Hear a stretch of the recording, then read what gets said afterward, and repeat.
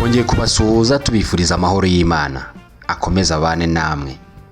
Siporo ni ingenzi nkuko dukomeje kugenda tubiganiraho. Ahangaha turi mu series cyangwa se mu episode ajyanye na siporo.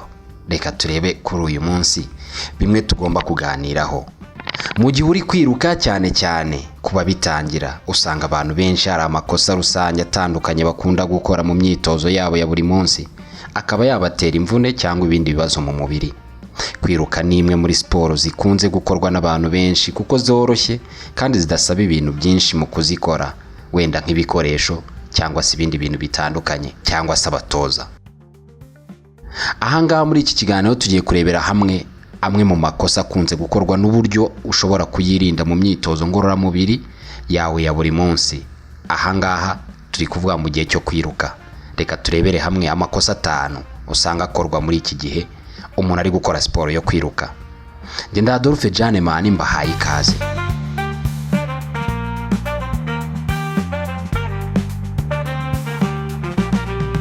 Reka mbibutse ko kandi tuba turi kumwe na za makeup. Ahangaha bagukorera makeup haba ku bantu ndetse n'amatsinda. Makeup z'icyitegererezo, bapfumura amatwi kandi n'amazuru bakoresha akamashini ka pisto ku buryo utagira ingaruka kandi ntibibabaza habe na gato.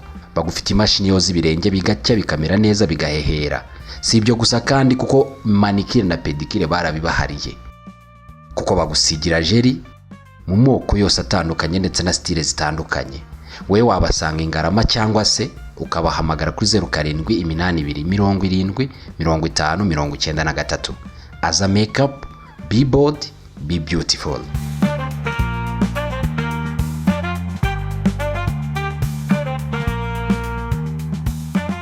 Reka tugaruke ku makosa 5 usanga akorwa mu gihe uri kwiruka cyangwa se ukora siporo yo kwiruka.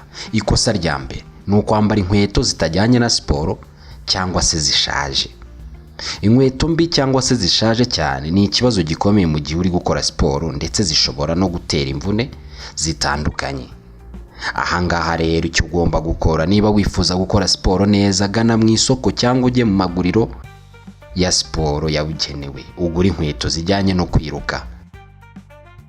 Inkweto ukora na siporo ntizikwiye gusaza cyane, ukwiye kuzihindura byibuze nyuma y'amezi 6 cyangwa 9 bitewe naho wiruka uko hareshya nuko hameze. Ushobora kugura kandi imiguru myinshi itandukanye yo gukoresha siporo, bizagufasha kuzimarana igihe no kuzisimburanya bityo ntizisaze vuba.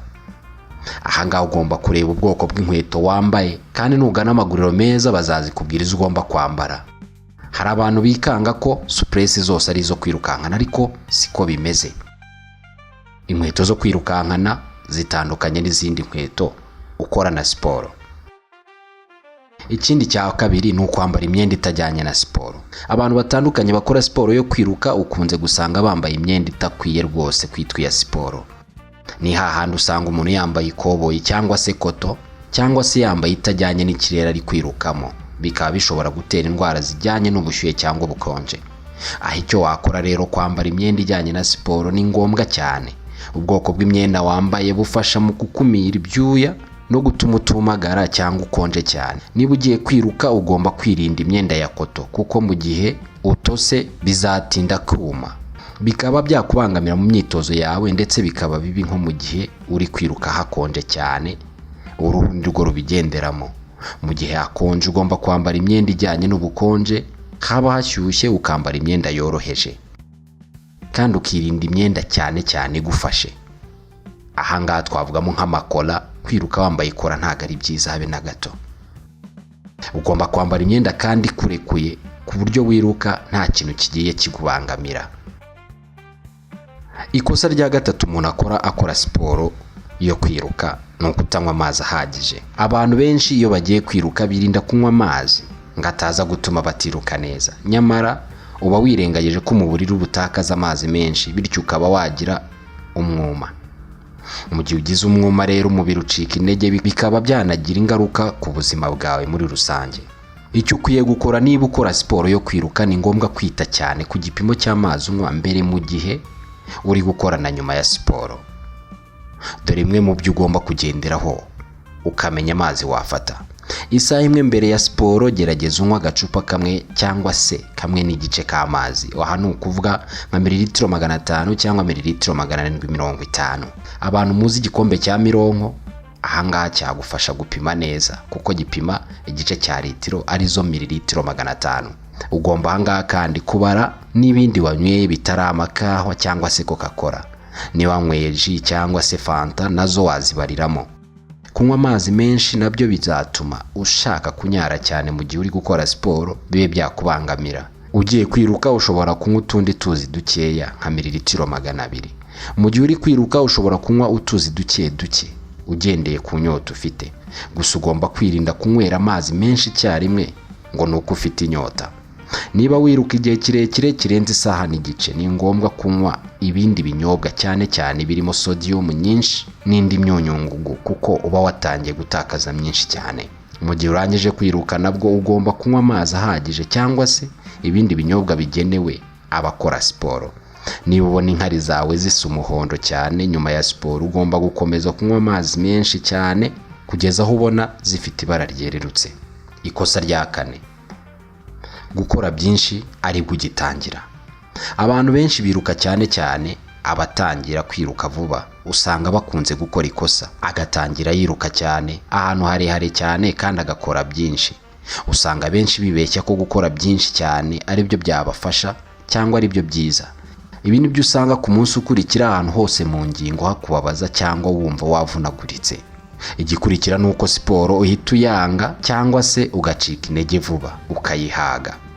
Icyo wakora rero irinda uko ushoboye gushukwa n'ubushake bwo gukora byinshi ugitangira no kwiruka ahantu harehare igihe kinini. Ni byiza kuzajya ugenda wongera aho wiruka uko igihe gihita.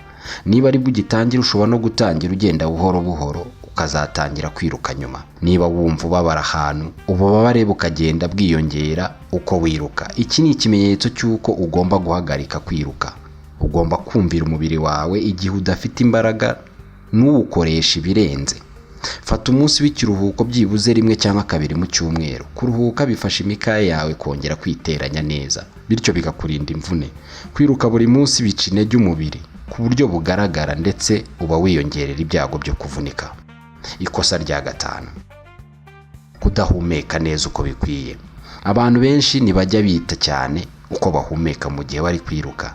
Ibi nibyo bitera kwahagira no kuruha vuba. Icyo ukwiye gukora ugomba guhumekera mu mazuru no mu kanwa ugasohora umwuka mu kanwa mu gihe wiruka. Imikaya n'ibice bitandukanye bikeneye umwuka mwiza mwinshi wa oxygene mu gihe uri mu myitozo. Usanga amazuru yonyine ataguha umwuka ukeneye, nicyo gituma ari ngombwa no guhumekera mu kanwa mu rwego rwo kwinjiza umwuka mwinshi. Guhumeka umwuka ntugomba kuva mu gatuza ahubwo uturuka mu nda no mu gice cyo hasi. Ibi nibyo bikurinda kwahagira. Guhumekera mu nda bituma winjiza umwuka mwinshi bikaba byakurinda kuruha vuba.